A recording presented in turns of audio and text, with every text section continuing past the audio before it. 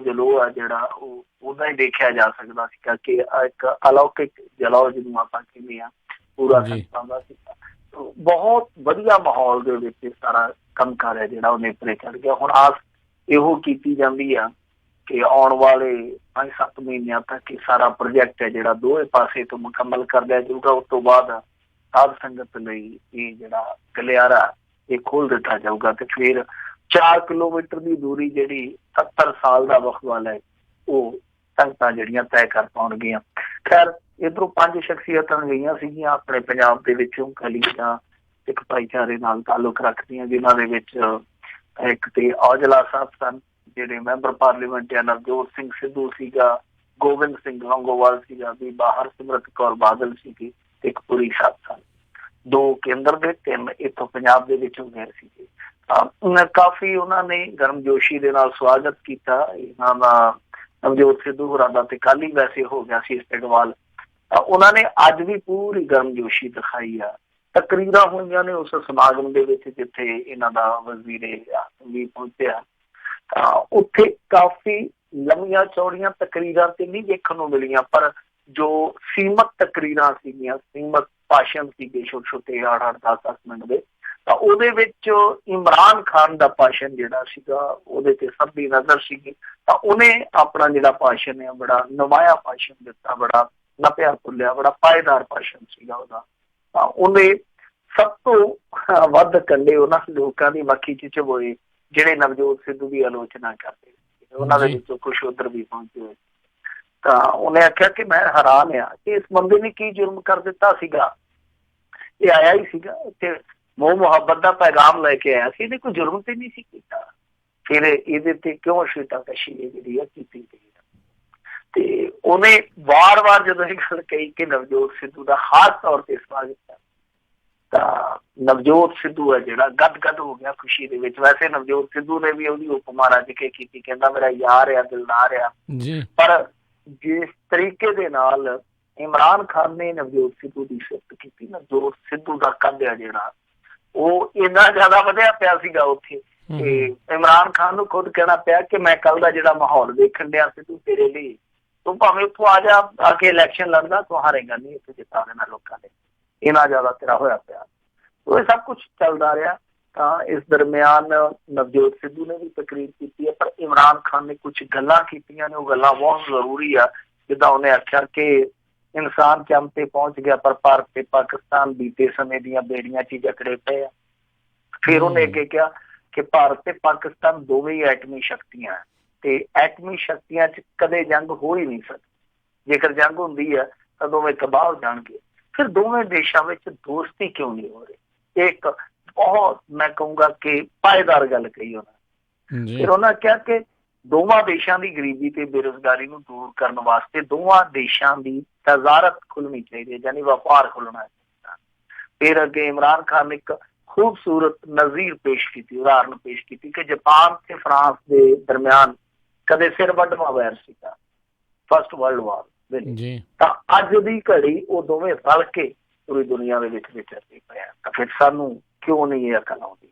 ਸੋ ਇਸ ਤਰ੍ਹਾਂ ਉਹਨਾਂ ਨੇ ਉਦਾਹਰਨਾਂ ਦੇ ਕੇ ਸਮਝਾਇਆ ਕਿ ਕੀ ਅੱਜ ਦੇ ਦੌਰ ਦੇ ਵਿੱਚ, ਅੱਜ ਦੀ ਤਰੀਕ ਦੇ ਵਿੱਚ ਤੁਸੀਂ ਸੋਚ ਸਕਦੇ ਹੋ ਕਿ ਜਾਪਾਨ, ਫਰਾਂਸ ਜਾਂ ਜਰਮਨੀ ਹੈ ਜਿਹੜੇ ਉਹ ਆਪਸ 'ਚ ਲੜ ਪੈਣ? ਕਿਉਂਕਿ ਪਹਿਲਾਂ ਉਹਨਾਂ ਨੇ ਸਭ ਇਹਨਾਂ ਚੀਜ਼ਾਂ ਦੇ ਸਿੱਟੇ ਦੇਖੇ ਆ। ਤੇ ਨਾਲ ਉਹਨਾਂ ਨੇ ਕਿਹਾ ਕਿ ਭਾਰਤ ਤੇ ਪਾਕਿਸਤਾਨ ਨੂੰ ਦੋਸਤੀ ਕਰਦਿਆਂ ਵਪਾਰਕ ਹੱਦਾਂ ਜਿਹੜੀਆਂ ਉਹ ਖੋਲ ਦੇਣੀਆਂ ਚਾਹੀਦੀਆਂ। ਤੇ ਉਹਨਾਂ ਕਿਹਾ ਕਿ ਜੇ ਦੋਸਤੀ ਦੀ ਇੱਕ ਕਦਮ ਤੁਰਨਗੇ, ਅਸੀਂ 2 ਕਦਮ ਅੱਗੇ ਚੱਲਾਂਗੇ। ਤਾਂ ਨਵਜੋਤ ਸਿੱਧੂ ਨੇ ਵੀ ਭਾਸ਼ਣ ਆਪਣੇ ਦੇ ਵਿੱਚ ਇਸ ਤਰ੍ਹਾਂ ਦੀਆਂ ਹੀ ਸ਼ਬਦਿਕ ਟਿੱਪਣੀਆਂ ਕੀਤੀਆਂ। ਉਹਨੇ ਆਖਿਆ ਕਿ ਜਿਹੜਾ ਕੋਰੀਡੋਰ ਆ ਇਹ 2 ਦੇਸ਼ਾਂ ਦੇ ਦਰਮਿਆਨ ਪੁਲ ਦਾ ਕੰਮ ਕਰੂਗਾ। ਫਿਰ ਬੀਬਾ ਹਰਸਿਮਰਤ ਕੌਰ ਬਾਦਲ ਦੀ ਸਪੀਚ ਆਈ, ਇਹਨਾਂ ਨੇ ਹਿੰਦੀ 'ਚ ਸ਼ੁਰੂ ਕੀਤੀ, ਪਰ ਮੇਰੇ ਖਿਆਲ ਦੇ ਨਾਲ ਬਾਅਦ ਦੇ ਵਿੱਚ ਮੱਥਾ ਠਮਕਿਆ ਕਿ ਇੱਥੇ ਪੰਜਾਬ ਆ ਤੇ ਬਹੁਤੇ ਪੰਜਾਬੀ ਬੈਠੇ ਆ। ਫਿਰ ਇਹਨਾਂ ਨੇ ਜਿਵੇਂ ਪੀਰੀਅਡ ਨਹੀਂ ਬਦਲ ਜਾਂਦਾ ਸਕੂਲ ਦੇ ਵਿੱਚ ਹਿੰਦੀ ਤੋਂ ਬਾਅਦ ਯਕਦਮ ਪੰਜਾਬੀ ਵਾਲਾ ਮਾਸਟਰ ਆ ਜਾਂਦਾ, ਇਹਨਾਂ ਨੇ ਫਿਰ ਉਹ ਪੰਜਾਬੀ ਬੋਲਣੀ ਸ਼ੁਰੂ ਕਰ ਦਿੱਤੀ। ਹਾਲਾਂਕਿ ਸੋਸ਼ਲ ਮੀਡੀਆ ਤੇ ਵੀ ਚਰਚਾ ਕਿ ਗੁਰਬਾਣੀ ਦਾ ਉਚਾਰਨ ਕਰਦਿਆਂ ਫਿਰ ਇਹਨਾਂ ਨੇ ਲੋਕਾਂ ਦੀ ਤੋੜ ਮਰੋੜ ਕੀਤੀ। ਹਾਲਾਂਕਿ ਮੈਨੂੰ ਨਹੀਂ ਪਤਾ ਇਸ ਚੀਜ਼ ਬਾਰੇ, ਪਰ ਚਰਚਾ ਇੱਥੇ ਚੱਲਣ ਡਿਆ। ਖੈਰ ਇਹ ਚੀਜ਼ਾਂ ਜਿਹੜੀਆਂ ਆਪਣੀ ਥਾਂ ਤੇ ਆ। ਬੀਬਾ ਹਰਸਿਮਰਤ ਕੌਰ ਬਾਦਲ ਸ਼ਾਇਦ ਉਸ ਚੀਜ਼ ਨੂੰ ਮੇਰੇ ਖਿਆਲ ਦੇ ਨਾਲ ਅੱਜ ਰਿਲਾਈਜ਼ ਕਰ ਰਹੇ ਹੋਣਗੇ, ਜਿਹੜੀ ਉਹਨਾਂ ਨੇ ਨਵਜੋਤ ਸਿੱਧੂ ਪ੍ਰਤੀ ਬਹੁਤ ਕਾਹਲੇਪਣ ਦੇ ਵਿੱਚ ਵਰਤੀ ਸੀਗੀ ਕਿ ਇਹ ਗਦਾਰ ਆ, ਤਾਂ ਉਹ ਚੀਜ਼ ਤੇ ਜ਼ਰੂਰ ਪਛਤਾਵਾ ਕੀਤਾ ਹੋਏਗਾ, ਕਿਉਂਕਿ ਉਹ ਉੱਥੇ ਆਪ ਗਏ ਤਾਂ ਮਾਹੌਲ ਇਸ ਤਰ੍ਹਾਂ ਦਾ ਸਿਰ ਦਿਆ ਗਿਆ ਜਿੱਥੇ ਸਿੱਧੂ ਦੀ ਬੱਲੇ ਬੱਲੇ ਸੀ, ਬਾਕੀ ਸਾਰੇ ਥੱਲੇ ਥੱਲੇ ਸੀ। ਹਾਲਾਂਕਿ ਉਹਨਾਂ ਨੇ ਕਿਸੇ ਦੇ ਵੀ ਇਸਤਕਬਾਲ 'ਚ ਕੋਈ ਕਸਰ ਨਹੀਂ ਛੱਡੀ ਹੋਏਗੀ, ਪਰ ਰੌਲਾ ਇਹ ਆ ਕਿ ਜੋ ਆਪਾਂ ਦੇਖ ਰਹੇ ਸੀਗੇ ਪਿਛਲੇ 3 ਮਹੀਨਿਆਂ ਤੋਂ ਨਵਜੋਤ ਸਿੱਧੂ ਜਿਸ ਤਰੀਕੇ ਨਾਲ ਬਰਦਾਸ਼ਤ ਕਰ ਰਿਹਾ ਸੀਗਾ, ਤਾਂ ਉਹਦੀ ਝੋਲੀ ਦੇ ਵਿੱਚ ਅੱਜ ਉਪਮਾ ਦਾ ਫਲ ਹੈ ਜਿਹੜਾ ਉਹ ਰੱਜ ਕੇ ਪਿਆ, ਜਦ ਕਿ ਜਿਹੜੇ ਲੋਕ ਉਹਨੂੰ ਨਿਸ਼ਾਨੇ ਤੇ ਲੈ ਰਹੇ ਸੀਗੇ ਉਹਨਾਂ ਨੂੰ ਅੱਜ ਨਿਸ਼ਾਨਾ ਖੁਦ ਬਣਨਾ ਪਿਆ। ਇਹ ਦੋ ਚੀਜ਼ਾਂ ਦਾ ਅੰਤਰ ਹੈ। ਤੋ ਬਾਕੀ ਸਾਰੀਆਂ ਚੀਜ਼ਾਂ ਠੀਕ ਠਾਕ ਰਹੀਆਂ ਨੇ ਉੱਥੇ, ਕੋਈ ਇਸ ਤਰ੍ਹਾਂ ਦਾ ਵਿਰੋਧਾਭਾਸ, ਕੋਈ ਇਸ ਤਰ੍ਹਾਂ ਦਾ ਅੰਤਰ ਵਿਰੋਧ ਉੱਥੇ ਨਹੀਂ ਵੇਖਣ ਨੂੰ ਮਿਲਿਆ ਜਿੱਦਾਂ ਆਪਣੇ ਇੱਥੋਂ ਦੀ ਰਾਜਨੀਤੀ ਦੇ ਵਿੱਚ ਹੋਇਆ ਸੀਗਾ। ਹੁਣ ਦੁਆਵਾਂ ਕਰਦੇ ਆ, ਕਾਮਨਾਵਾਂ ਕਰਦੇ ਆ ਕਿ ਜੋ ਅਮਨ ਦੇ ਦੀਵੇ ਰੋਸ਼ਨਾਏ ਆ ਬਾਬੇ ਨਾਨਕ ਨੇ, ਇਹ ਦੋਵਾਂ ਦੇਸ਼ਾਂ ਦੀ ਰਾਜਨੀਤੀ ਹੁਣ ਬੁਝਣ ਨਹੀਂ ਦਊਗੀ, ਔਰ ਨਾ ਹੀ ਇਹਨਾਂ ਦੀਵਿਆਂ ਦੇ ਵਿੱਚ ਹੁਣ ਨੌਜਵਾਨਾਂ ਦੀ ਰੱਤ ਪਊਗੀ, ਬਲਕਿ ਇਹਦੇ ਵਿੱਚ ਸਕੂਨ ਦਾ ਤੇਲ ਪਾਇਆ ਜਾਊਗਾ, ਬਹੁਤ ਮੁਹੱਬਤ ਦਾ ਤੇਲ ਪਾਇਆ ਜਾਊਗਾ।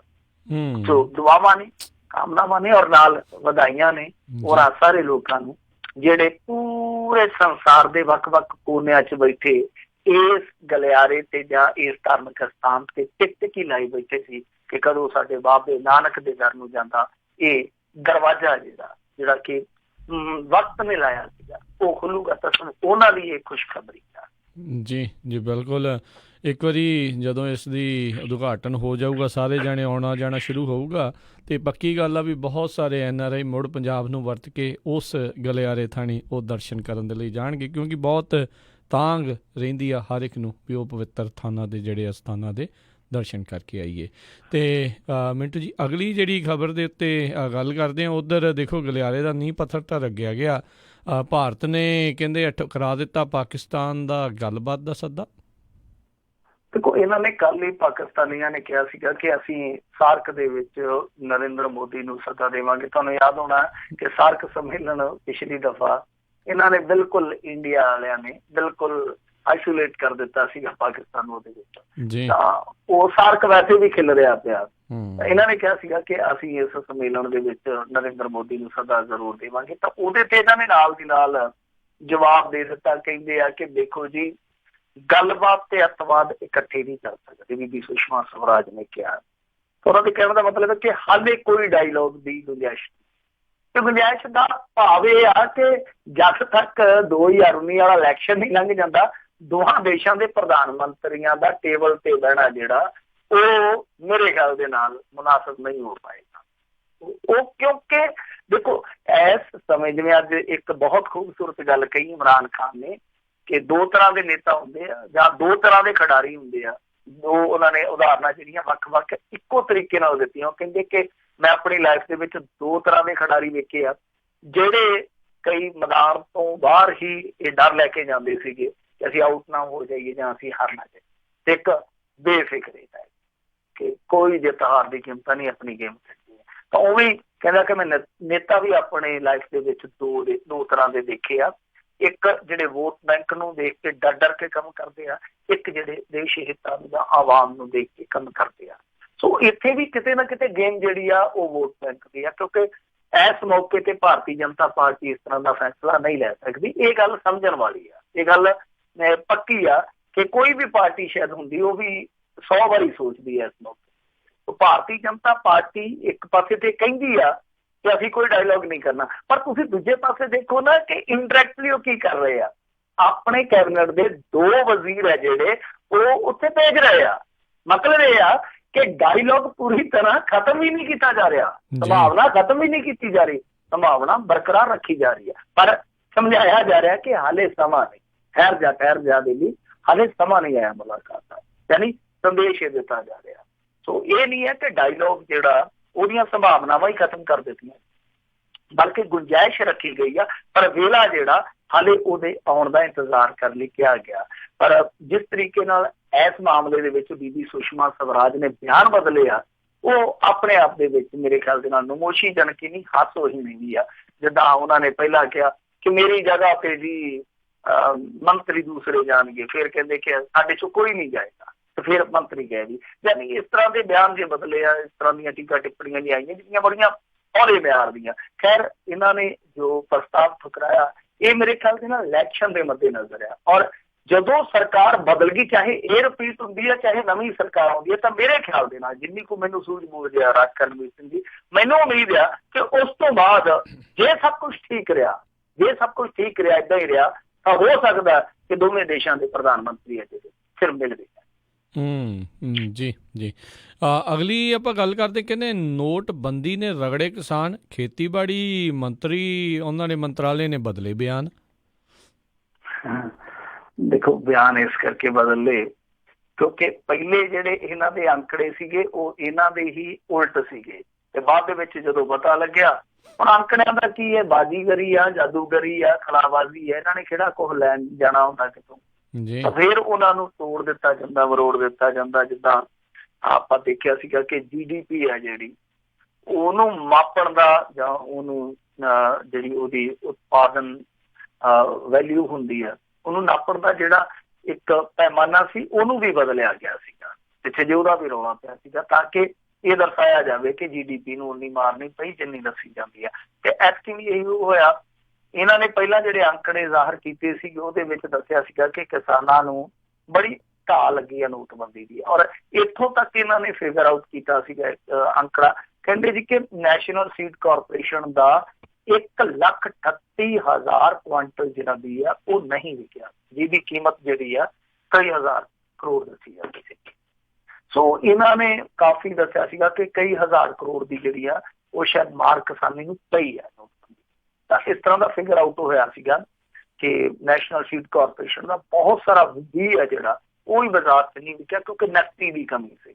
ਤਾਂ ਜੇ ਓਵਰਆਲ ਦੇਖੀਏ ਤਾਂ ਕਿਸਾਨੀ ਨੂੰ ਕਾਫੀ ਵੱਡਾ ਘਾਟਾ ਪਿਆ। ਹੁਣ ਇਹ ਕਹਿੰਦੇ ਕਿ ਨਹੀਂ ਜੀ ਡਾਟਾ ਕਲੈਕਸ਼ਨ ਦੇ ਵਿੱਚ ਗਲਤੀ ਹੋ ਗਈ, ਇਸ ਕਰਕੇ ਜਿਹੜੀ ਪਿਛਲੀ ਰਿਪੋਰਟ ਸੀਗੀ ਉਹਦੇ 'ਚ ਕਿਸਾਨਾਂ ਨੂੰ ਨੁਕਸਾਨ ਦੀ ਗੱਲ ਕਹੀ ਗਈ, ਪਰ ਅਸਲ ਦੇ ਵਿੱਚ ਹੁਣ ਉਸ ਚੀਜ਼ ਨੂੰ ਕਵਰ ਅਪ ਦਿੱਤਾ ਜਾ ਰਿਹਾ। ਜੋ ਇਹਨਾਂ ਨੇ ਪਹਿਲਾਂ ਕੀਤਾ ਉਸ ਡੈਮੇਜ ਨੂੰ ਕੰਟਰੋਲ ਕਰਨ ਲਈ ਇੱਕ ਨਵੀਂ ਘਾਟ ਕੱਢੀ ਜਾ ਰਹੀ ਹੈ, ਜਦਕਿ ਹਕੀਕਤ ਇਹ ਆਪਾਂ ਨੂੰ ਪਤਾ ਹੀ ਆ ਕਿ ਨੋਟਬੰਦੀ ਦੀ ਮਾਰ ਤੋਂ ਕੋਈ ਬਚਿਆ ਹੀ ਨਹੀਂ ਹੈ, ਕੋਈ ਭਾਗਾਂ ਵਾਲਾ ਨਹੀਂ ਬਚਿਆ, ਚਾਹੇ ਕਿਸਾਨ ਆ ਚਾਹੇ ਮਜ਼ਦੂਰ ਆ। ਇੱਥੇ ਕਿਸਾਨਾਂ ਨੇ ਜਿਸ ਤਰੀਕੇ ਨਾਲ ਉਦੋਂ ਫਸਲ ਬੀਜੀ ਆ, ਇਹ ਕਿਸਾਨ ਜਾਣਦੇ ਆ। ਜੇ ਕਿਸੇ ਨੇ ਪਤਾ ਕਰਨਾ ਹੋਵੇ ਤੇ ਗਰਾਊਂਡ ਜ਼ੀਰੋ ਤੇ ਜਾ ਕੇ ਹੇਠਲੇ ਲੈਵਲ ਤੇ ਜਾ ਕੇ ਹਾਲੇ ਵੀ ਪੁੱਛਿਆ ਜਾ ਸਕਦਾ ਕਿ ਉਸ ਸਮੇਂ ਕਿਸਾਨਾਂ ਦਾ ਕੀ ਹਾਲ ਰਿਹਾ ਸੀਗਾ। ਸੋ ਇਹ ਸੱਚ ਬੋਲ ਗਏ ਆ, ਪਰ ਉਸ ਸੱਚ ਨੂੰ ਬੋਲ ਕੇ ਜਦੋਂ ਹੋਸ਼ ਆਈ ਕਿ ਸਾਡੇ ਮੂੰਹ ਤੇ ਅਚਾਨਕ ਅਚਨਚੇਤੀ ਸੱਚ ਨਿਕਲ ਗਿਆ, ਹੁਣ ਉਸ ਸੱਚ ਨੂੰ ਇਹ ਦੁਬਾਰਾ ਆਪਣੇ ਮੂੰਹ ਦੇ ਵਿੱਚ ਪਾਉਂਦੇ ਪਏ ਆ। ਪਰ ਆਂਦੇ ਹੁੰਦੇ ਆ ਨਾ ਕਿ ਮੂੰਹੋਂ ਨਿਕਲੇ ਬੋਲ ਨਿਕਲੇ ਜ਼ਬਾਨੋਂ ਤੀਰ ਨਿਕਲੇ ਕਬਾਨੋਂ ਜਿਹੜੇ ਆ ਕਦੇ ਵਾਪਸ ਨਹੀਂ ਮੁੜਦੇ। ਜੀ ਜੀ। ਅਗਲੀ ਜਿਹੜੀ ਗੱਲ ਕਰਦੇ 84 ਕਤਲੇਆਮ ਦੇ ਕਹਿੰਦੇ 88 ਦੋਸ਼ੀਆਂ ਬਾਰੇ ਦਿੱਲੀ ਹਾਈ ਕੋਰਟ ਦਾ ਵੱਡਾ ਫੈਸਲਾ। ਇਹ ਦੂਸਰਾ ਫੈਸਲਾ ਹੀ ਆ ਗਿਆ ਮੇਰੇ ਖਿਆਲ ਦੇ ਨਾਲ, ਇੱਕ ਹਫ਼ਤੇ ਦੇ ਅੰਦਰ ਅੰਦਰ ਹੀ ਹੈ ਜੀ, ਜਿਹਦੇ ਵਿੱਚ 88 ਲੋਕਾਂ ਬਾਰੇ ਹਾਈ ਕੋਰਟ ਨੇ 22 ਵਰ੍ਹਿਆਂ ਬਾਅਦ ਇੱਕ ਫੈਸਲਾ ਦਿੱਤਾ, ਵੱਡਾ ਫੈਸਲਾ। ਇਹ 22 ਵਰ੍ਹਿਆਂ ਬਾਅਦ ਜਿਹੜਾ ਫੈਸਲਾ ਆ ਉਹਦੇ ਵਿੱਚ ਜਿਹੜੀ ਹੇਠਲੀ ਅਦਾਲਤ ਨੇ ਇਹਨਾਂ ਨੂੰ ਸਜ਼ਾ ਦਿੱਤੀ ਸੀਗੀ ਉਹੀਓ ਇਹਨਾਂ ਨੇ ਬਰਕਰਾਰ ਰੱਖੀ ਹਾਈ ਕੋਰਟ ਵਾਲਿਆਂ ਨੇ। ਅਸਲ ਦੇ ਵਿੱਚ ਇਹ ਕੋਈ ਥੋੜੇ ਬਹੁਤ ਕਤਲਾਂ ਦੀ ਗੱਲ ਨਹੀਂ ਸੀ, ਕਹਾਣੀ ਤੇ ਬਹੁਤ ਜ਼ਿਆਦਾ ਕਤਲਾਂ ਦੀ ਹੈ। ਇਸ ਮਾਮਲੇ ਦੇ ਵਿੱਚ ਹਕੀਕਤ ਇਹ ਆ ਕਿ ਤਰਲੋਕਪੁਰੀ ਇਲਾਕੇ ਦੇ ਵਿੱਚੋਂ 95 ਸਿੱਖਾਂ ਦੀਆਂ ਲਾਸ਼ਾਂ ਮਿਲੀਆਂ ਸੀ ਉਸ ਕਤਲੇਆਮ ਦੇ ਦੌਰਾਨ। ਤਾਂ ਉਸ ਕੇਸ ਦੇ ਵਿੱਚ 88 ਜਾਣਿਆਂ ਨੂੰ ਅਕਿਊਜ਼ਡ ਬਣਾਇਆ ਗਿਆ ਸੀਗਾ, ਦੋਸ਼ੀ ਬਣਾਇਆ ਗਿਆ ਸੀ। ਤੇ ਟ੍ਰਾਇਲ ਚੱਲਣ ਤੋਂ ਬਾਅਦ ਦੱਸਦੇ ਆ ਕਿ ਇਹਨਾਂ ਨੂੰ ਕਤਲ ਦੇ ਕੇਸ ਤੋਂ ਦੋਸ਼ ਮੁਕਤ ਕਰ ਦਿੱਤਾ ਗਿਆ ਸੀ। ਮਤਲਬ ਕਿ ਜੋ ਕਤਲ ਦੇ ਕੇਸ ਇਹਨਾਂ ਤੇ ਫਰੇਮ ਹੋਏ ਸੀਗੇ, ਚਾਰਜਸ ਫਰੇਮ ਕੀਤੇ ਗਏ ਸੀਗੇ, ਉਹ ਸਿੱਧ ਨਹੀਂ ਹੋਏ। ਉਹ ਜਦੋਂ ਰੱਦ ਹੋ ਗਏ ਤਾਂ ਫਿਰ ਇਹਨਾਂ ਨੂੰ ਹੇਠਲੀ ਅਦਾਲਤ ਨੇ ਕਰਫਿਊ ਦੀ ਉਲੰਘਣਾ ਕਰਨ ਦੇ ਮਾਮਲੇ ਔਰ ਹਿੰਸਾ ਕਰਨ ਦੇ ਮਾਮਲੇ ਦੇ ਵਿੱਚ ਸਜ਼ਾ ਸੁਣਾਈ। ਤਾਂ ਇਹਨਾਂ ਨੇ ਉਸ ਸਜ਼ਾ ਦੇ ਖਿਲਾਫ ਅਪੀਲ ਪਾਈ ਸੀਗੀ ਹਾਈ ਕੋਰਟ ਦੇ ਵਿੱਚ।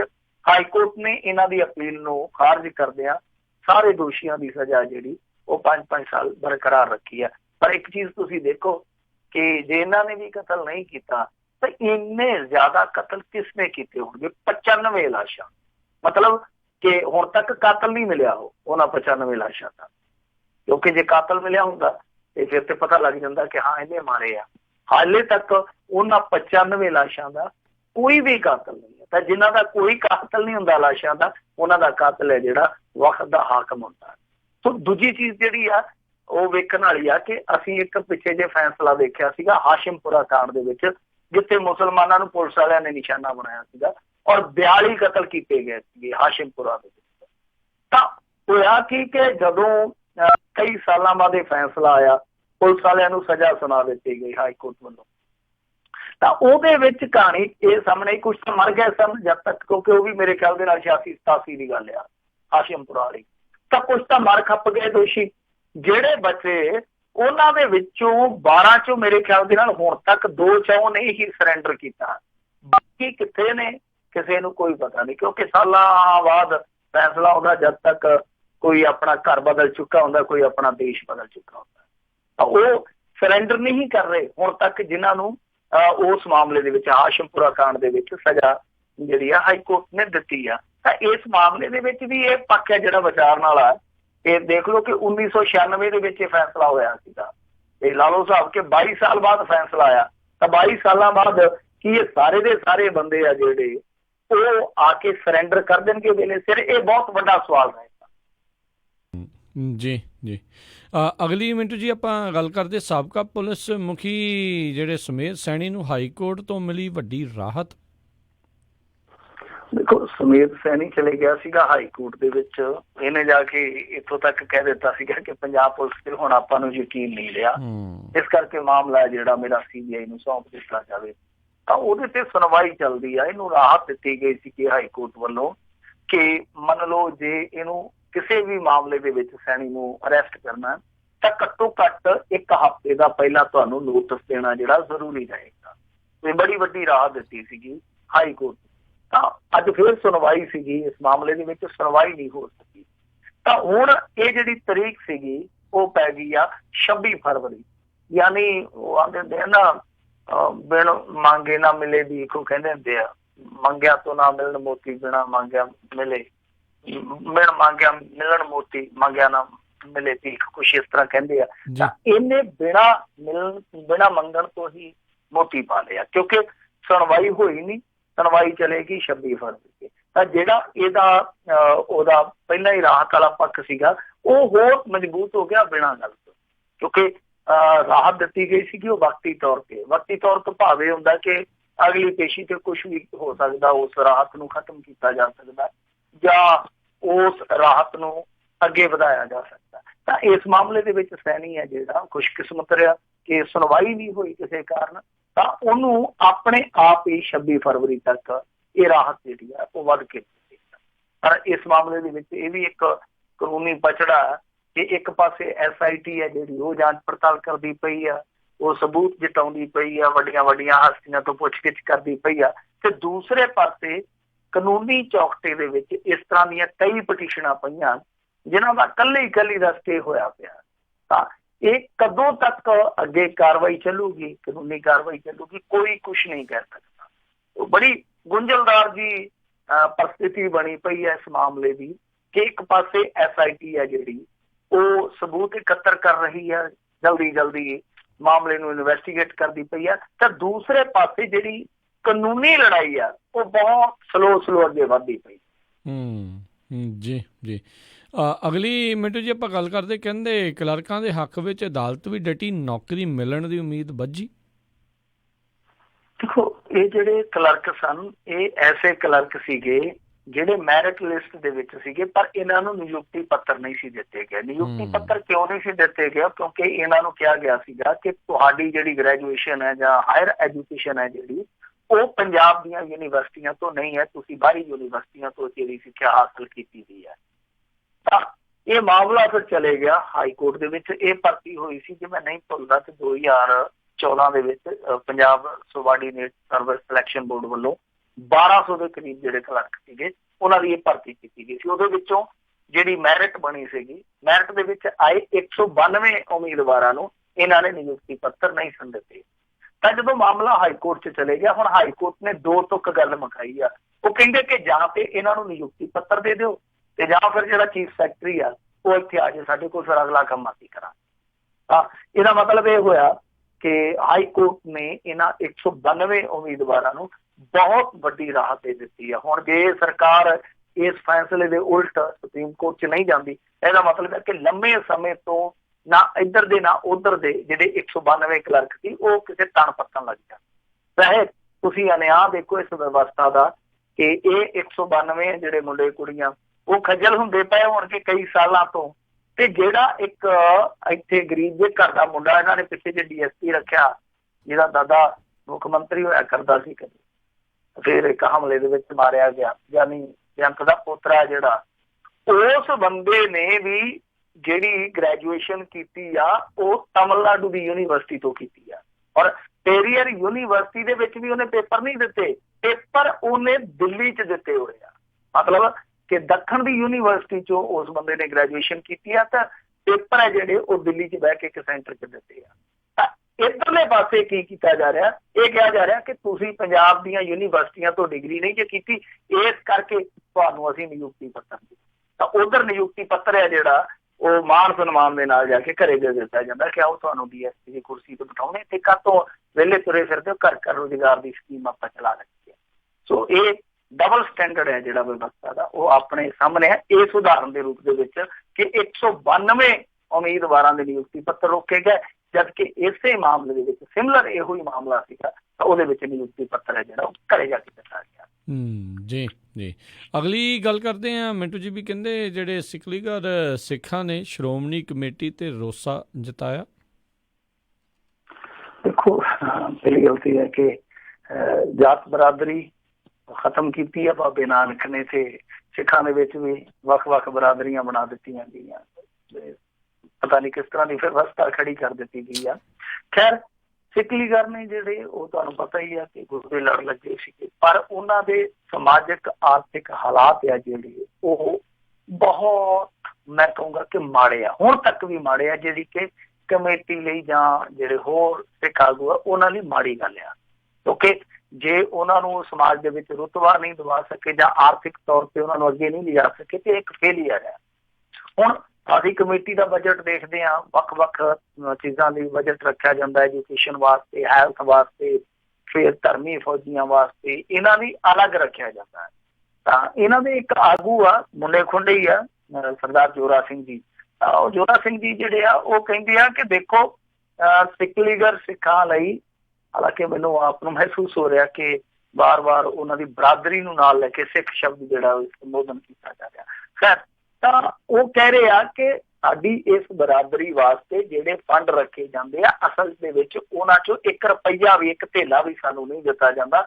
ਇਹਨਾਂ ਨੇ ਅੰਕੜਿਆਂ ਦੇ ਨਾਲ ਗੱਲ ਦੱਸੀ ਹੈ ਕਿ 19 ਜੁਲਾਈ 2011 ਨੂੰ ਆਖਰੀ ਵਾਰ ਲੁਧਿਆਣਾ, ਸੰਗਰੂਰ, ਪਟਿਆਲਾ ਇਹਨਾਂ 3 ਜ਼ਿਲ੍ਹਿਆਂ 'ਚ 60 ਦੇ ਕਰੀਬ ਪਰਿਵਾਰਾਂ ਨੂੰ ਇਹਨਾਂ ਨੇ 21,000 ਰੁਪਈਆ ਦਿੱਤਾ ਸੀਗਾ। ਉਸ ਤੋਂ ਬਾਅਦ 7 ਸਾਲ ਹੋ ਗਏ ਆ, ਇਹਨਾਂ ਨੇ ਕਿਸੇ ਦੀ ਹੈਲਪ ਨਹੀਂ ਕੀਤੀ। ਇੱਥੋਂ ਤੱਕ ਕਿ ਇੱਕ ਸ਼੍ਰੋਮਣੀ ਗੁਰਦੁਆਰਾ ਪ੍ਰਬੰਧਕ ਕਮੇਟੀ ਦਾ ਇੱਕ ਮੈਂਬਰ ਹੈ ਜਿਹੜਾ, ਉਹਨੂੰ 16 ਘਰਾਂ ਦੀ ਇੱਕ ਲਿਸਟ ਸੌਂਪੀ ਗਈ ਕਿ ਇਹਨਾਂ ਦੇ ਹਾਲ ਬੜੇ ਮੰਦੇ ਆ, ਤੁਸੀਂ ਰੱਬ ਦਾ ਵਾਸਤਾ ਇਹਨਾਂ ਦੀ ਬਾਂਹ ਫੜੋ। ਉਹ ਕਹਿੰਦੇ ਕਿ ਕਿਸੇ ਨੇ ਕੋਈ ਗੱਲ ਨਹੀਂ। ਤਾਂ ਇਹਨਾਂ ਦਾ ਕਹਿਣਾ ਕਿ ਜੇ ਤੁਸੀਂ ਸਾਡੀ ਭਲਾਈ ਵਾਸਤੇ ਕੁਝ ਖਰਚ ਹੀ ਨਹੀਂ ਕਰਨਾ ਤੇ ਫਿਰ ਰੱਬ ਦਾ ਵਾਸਤਾ ਚੰਗਾ ਬੰਦਾ ਵੀ ਇਕੱਠਾ ਕਰਨਾ ਬੰਦ ਕਰ, ਫਿਰ ਸਾਨੂੰ ਆਪਣੇ ਹਾਲ ਤੇ ਹੀ ਛੱਡ ਦਿਓ। ਮੇਰੇ ਖਿਆਲ ਦੇ ਨਾਲ ਇਹ ਬੜੀ ਸ਼ਰਮ ਵਾਲੀ ਗੱਲ ਆ ਕਿ ਉਹ ਲੋਕ ਸਿੱਧੇ ਤੌਰ ਤੇ ਰੋਸਾ ਜਤਾ ਰਹੇ ਆ ਕਿ ਸਾਡੀ ਭਲਾਈ ਵਾਸਤੇ ਇਹ 1 ਧੇਲਾ ਵੀ ਨਹੀਂ ਖਰਚ ਕਰਦੇ। ਤਾਂ ਇਹਨਾਂ ਨੂੰ ਜਵਾਬ ਦੇਣਾ ਚਾਹੀਦਾ, ਪਹਿਲੀ ਗੱਲ ਆ। ਔਰ ਦੂਸਰੀ ਗੱਲ ਆ ਕਿ ਇਹਨਾਂ ਦੇ ਸਮਾਜਿਕ ਤੇ ਆਰਥਿਕ ਹਾਲਾਤ ਆ ਜਿਹੜੇ, ਉਹਨਾਂ ਨੂੰ ਸੁਧਾਰਨ ਵਾਸਤੇ ਕੋਸ਼ਿਸ਼ਾਂ ਹੋਣੀਆਂ ਚਾਹੀਦੀਆਂ। ਔਰ ਮੈਂ ਤੇ ਕਹਿੰਦਾ ਕਿ ਸ਼੍ਰੋਮਣੀ ਗੁਰਦੁਆਰਾ ਪ੍ਰਬੰਧਕ ਕਮੇਟੀ 'ਚ ਇਹੋ ਜਿਹੇ ਲੋਕਾਂ ਨੂੰ ਵੀ ਨੁਮਾਇੰਦਗੀ ਦਿਓ, ਕਿਉਂ ਨਹੀਂ ਦਿੰਦੇ? ਔਰ ਸਟੇਜਾਂ ਤੇ ਲਿਆਓ, ਇਹਨਾਂ ਨੂੰ ਮਾਨ ਸਨਮਾਨ ਦਿਓ, ਸਮਾਜਿਕ ਮਾਨ ਸਨਮਾਨ ਵੀ ਦਿੱਤਾ ਜਾਣਾ ਚਾਹੀਦਾ। ਇਹ ਕਮੇਟੀ ਨੂੰ ਇਸ ਪਾਸੇ ਤਵੱਜੋ ਦੇਣੀ ਚਾਹੀਦੀ ਆ, ਪਰ ਜੋ ਹੁਣ ਤੱਕ ਨਹੀਂ ਦਿੱਤੀ ਗਈ ਉਹਦੇ ਲਈ ਆਪਾਂ ਕਹਿ ਸਕਦੇ ਕਿ ਬਹੁਤ ਮਾੜਾ ਕੀਤਾ ਇਹਨਾਂ ਨੇ। ਜੀ ਜੀ, ਜਾਂਦੇ ਜਾਂਦੇ ਮਿੰਟੂ ਜੀ ਗੱਲ ਕਰਦੇ, ਕਹਿੰਦੇ ਤਰਨਤਾਰਨ ਦੇ ਪਿੰਡ ਵਿੱਚ ਮ੍ਰਿਤਕਾਂ ਦੀ ਪੈਨਸ਼ਨ ਮਨਜ਼ੂਰ ਹੋਈ, ਹਾਈ ਕੋਰਟ ਵੱਲੋਂ ਜਵਾਬ ਤਲਬ। ਦੇਖੋ, ਕੌਣ ਕਹਿੰਦਾ ਕਿ ਵਿਕਾਸ ਨਹੀਂ ਹੋਇਆ ਪੰਜਾਬ ਦੇ ਵਿੱਚ? ਵਿਕਾਸ ਨਹੀਂ ਹੋਇਆ। ਇਹ ਤੇ ਵਿਕਾਸ ਦਾ ਮੇਰੇ ਖਿਆਲ ਦੇ ਨਾਲ ਸਭ ਤੋਂ ਉਗੜਵਾਂ ਰੂਪ ਆ ਕਿ ਤਨਖਾਹਾਂ ਜਿਹੜੀਆਂ ਨੇ ਉਹ ਸੁਰਗਪੁਰੀ ਦੇ ਵਿੱਚ ਵੀ ਪਹੁੰਚਦੀਆਂ ਕਰ ਰਹੇ ਨੇ ਹਾਕਮ। ਇਹ ਤਰਨਤਾਰਨ ਜ਼ਿਲ੍ਹੇ ਦਾ ਇੱਕ ਪਿੰਡ ਆ ਜਿੱਥੇ ਦੱਸਦੇ ਆ ਕਿ ਮਰਿਆਂ ਦੇ ਨਾਂ ਤੇ ਵੀ ਪੈਨਸ਼ਨ ਹੈ ਜਿਹੜੀ ਦਿੱਤੀ ਜਾ ਰਹੀ ਆ। ਹੁਣ ਉਹ ਆ ਕੇ ਕਬਰਾਂ ਦੇ ਵਿੱਚੋਂ ਅੰਗੂਠਾ ਲਾਉਂਦੇ ਆ ਜਾਂ ਉਹ ਲੋਕ ਜਿਹੜੇ ਜਿਉਂਦੇ ਹੀ ਮੁਰਦਿਆਂ ਵਰਗੇ ਆ, ਉਹ ਮੁਰਦਿਆਂ ਦੇ ਨਾਂ ਤੇ ਅੰਗੂਠਾ ਲਾ ਕੇ ਮੁਰਦਿਆਂ ਦਾ ਸਮਾਨ ਛਕੀ ਜਾਂਦੇ ਆ, ਇਹ ਜਾਂਚ ਪੜਤਾਲ ਦਾ ਵਿਸ਼ਾ। ਤਾਂ ਦੂਜੀ ਚੀਜ਼ ਜਿਹੜੀ ਆ, ਇਹ ਵੀ ਉੱਥੇ ਸਾਹਮਣੇ ਆਉਣ ਡਈ ਆ ਸ਼ਿਕਾਇਤ ਦੇ ਰੂਪ ਦੇ ਵਿੱਚ ਕਿ ਕੁਛ ਅਯੋਗ ਬਜ਼ੁਰਗ ਹੈ ਜਿਨ੍ਹਾਂ ਦੀ ਪੈਨਸ਼ਨ ਬਣਦੀ ਨਹੀਂ ਹੈ ਕਿਸੇ ਕਾਇਦੇ ਕਾਨੂੰਨ ਦੇ ਮੁਤਾਬਕ, ਮਤਲਬ ਕਿ ਉਹ ਨਿਯਮ ਸ਼ਰਤਾਂ ਦੇ ਮੁਤਾਬਕ ਇਸ ਘੇਰੇ ਦੇ ਵਿੱਚ ਆਉਂਦੇ ਹੀ ਨਹੀਂ, ਉਹ ਵੀ ਪੈਨਸ਼ਨ ਲਈ ਜਾਂਦੇ ਆ। ਤਾਂ ਸੌਰੀ, ਹਾਈ ਕੋਰਟ ਨੇ ਇਸ ਮਾਮਲੇ ਦੇ ਵਿੱਚ ਹੁਣ ਨੋਟਿਸ ਲੈਂਦੇ ਆ, ਜਵਾਬ ਤਲਬੀ ਕੀਤੀ ਆ। ਤਾਂ ਇਹੋ ਜਿਹਾ ਮਾਮਲਾ ਇੱਕ ਲੰਬੀ ਹਲਕੇ ਦੇ ਪਿੰਡ ਚੋਂ ਵੀ ਨਿਕਲਿਆ ਸੀਗਾ, ਮੈਨੂੰ ਯਾਦ ਆ, ਉੱਥੋਂ ਵੀ RTI ਪਾ ਕੇ ਜਦੋਂ ਜਾਣਕਾਰੀ ਮੰਗੀ ਗਈ ਤਾਂ ਐਸੀਆਂ ਪੈਨਸ਼ਨਾਂ ਨਿਕਲੀਆਂ ਜੋ ਮ੍ਰਿਤਕਾਂ ਨੂੰ ਭੇਜੀਆਂ ਜਾ ਰਹੀਆਂ ਸੀ ਉੱਥੇ। ਔਰ ਉਸ ਸਮੇਂ ਪਿੰਡ ਦਾ ਸਰਪੰਚ ਉਹ ਬੰਦਾ ਸੀ ਅੱਜ ਇਹਨੂੰ ਪਿੱਛੇ ਜੇ SGPC ਦੇ ਵਿੱਚ ਚੰਗੀ ਵੱਡੀ ਕੁਰਸੀ ਮਿਲੀ ਆ। ਜੀ ਜੀ ਜੀ ਮਿੰਟੂ ਜੀ, ਬਹੁਤ ਬਹੁਤ ਤੁਹਾਡਾ ਧੰਨਵਾਦ, ਤੁਸੀਂ ਸਾਡੇ ਨਾਲ ਜੁੜੇ, ਇਹਨਾਂ ਖਬਰਾਂ ਬਾਰੇ ਸਾਨੂੰ ਜਾਣਕਾਰੀ ਦਿੱਤੀਆਂ। ਅਗਲੀ ਵਾਰ ਤੱਕ ਲਈ ਮਿਹਰਬਾਨੀ, ਪਿਆਰ ਭਰੀ ਸਤਿ ਸ਼੍ਰੀ ਅਕਾਲ ਜੀ। ਸਤਿ ਸ਼੍ਰੀ ਅਕਾਲ। ਸਰੋਤਿਓ, ਇੱਥੇ ਹੀ ਸਾਡਾ ਅੱਜ ਦਾ ਇਹ ਪ੍ਰੋਗਰਾਮ ਸਮਾਪਤ ਹੈ। ਮਿਲਾਂਗੇ ਤੁਹਾਨੂੰ ਸਾਰਿਆਂ ਨੂੰ ਅਗਲੀ ਵਾਰ। ਉਦੋਂ ਤੱਕ ਲਈ ਮੇਰੇ ਵੱਲੋਂ ਵੀ ਪਿਆਰ ਭਰੀ ਨਿੱਘੀ ਸਤਿ ਸ਼੍ਰੀ ਅਕਾਲ। ਜਿਉਂਦੇ ਵਾਸਤੇ ਰਹੋ, ਹੱਸਦੇ ਖੇਡਦੇ ਰਹੋ, ਸੁਣਦੇ ਰਹੋ ਪੰਜਾਬੀ ਰੇਡੀਓ USA।